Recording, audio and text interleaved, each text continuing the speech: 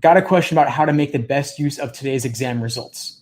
So let's say that you get your score back, you have a published released exam, so they give you the PDFs of the exam and you can look at all the questions you got wrong.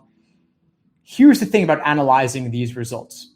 Yes, there is just one question. There's just one exam, really. You have a sample size of one exam, 100 questions, one score, one data point.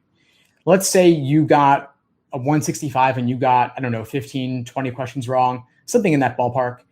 And you had even a bit more that you were unsure of, or guessed, but you still got lucky and got it right.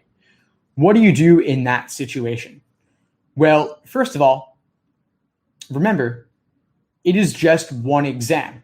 It's not a large sample size. Yes, it has certainly slightly higher validity because it is a real exam that you took under proctored conditions.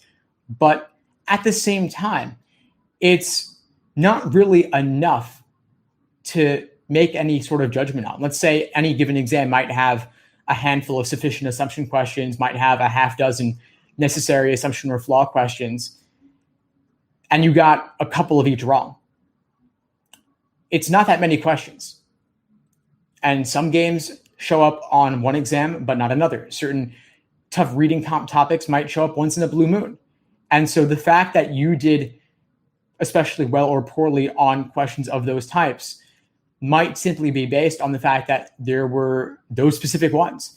You have a much better indication of your true score and where you stand if you have a larger set of questions.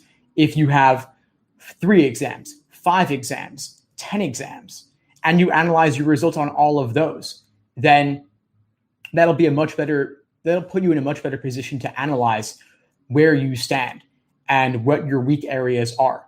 Weak areas are not always just the questions you get wrong. They're also the ones that you get right but have difficulty with, the ones that you got right but could have answered more efficiently. And so analyzing this exam a few weeks from now, you might not remember all the details of where your mind was at.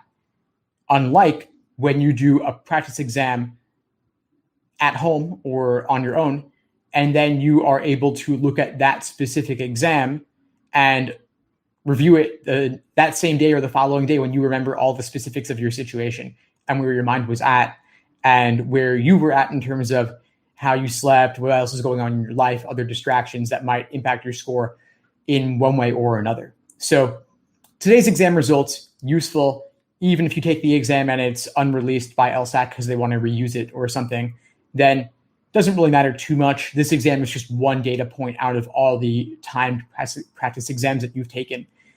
And you want to analyze or average the 5 most recent or so to give yourself the best chance of where you stand.